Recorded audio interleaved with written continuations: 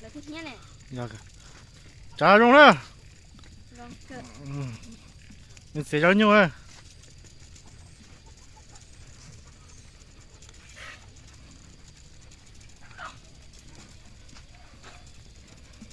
Thế nó rõ. Trả cả rong á. Rong cơ. Sẽ cho nhiều à. Chơi lâu ha.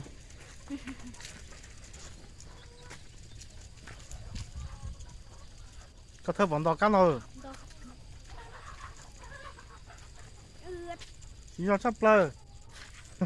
Đỏ hết sư. Chỉ mới coi rồi thôi nào. Tiếng ngày hạt kia hết. Thế hết bỏ tiêu chế ra. Đấy một chiếc buồn đã không mòn đâu.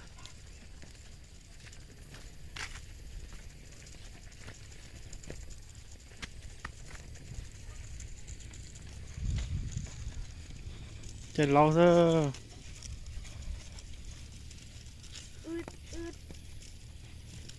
Chiếc buồn đã cho kia này à? Có thơ vào lại đâu. Có là tiếng gật đi ạ. Có xa có được. Chỉ ta thì thật trơn tệ. Cú đầu nhá gió à? Rồi bị to đá khi họ có. Đối như đá. Đá nó.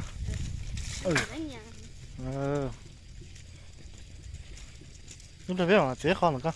Là chế kho con.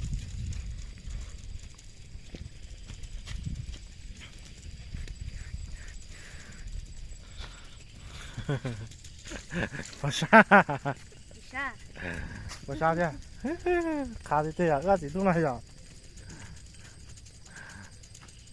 Cái giỏ của nó cái thi. Thế còn lỗi lọ. Đó. Lên đây.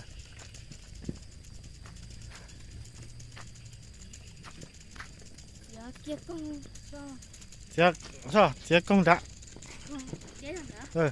Chế có chắp rồi sang đã.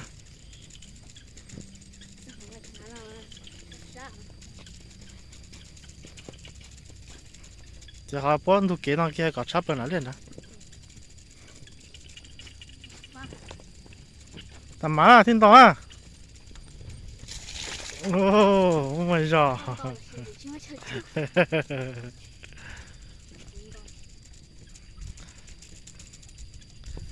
Bây giờ nó bút nó đã tạo chấm lên.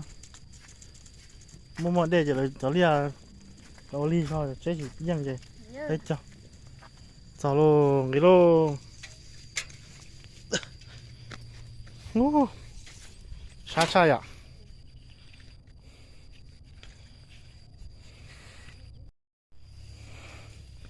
Chỉ tao luôn, đi lâu nào.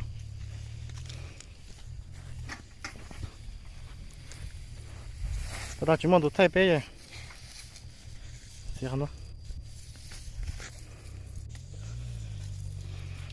Đây.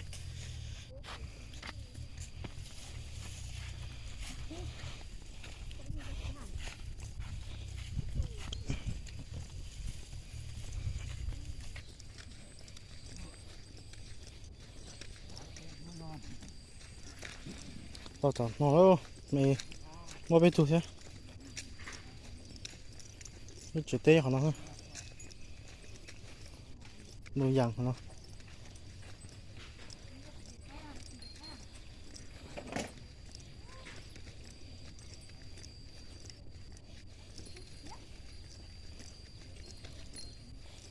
Kìa cho một tụi bà tuổi kìa cho nó sẽ hẳn cớ nó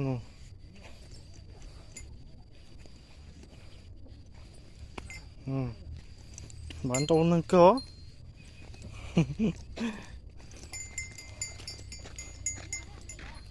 ở đây lo cớ nó đua nó nạp cũng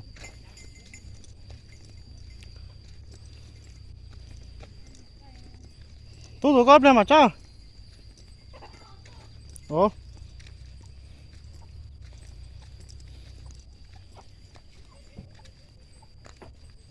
có nhiều nó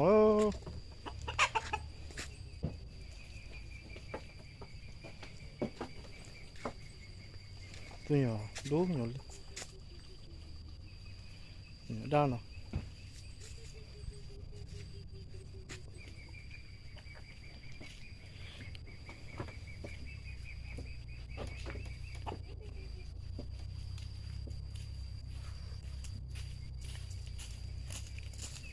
sang rồi. Tháo bớt cái.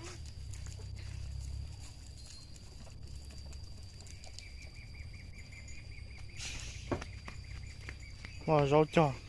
Hàng thầu thì mình cứ cút dậy thua này sáng nào cho rau nhỏ thôi.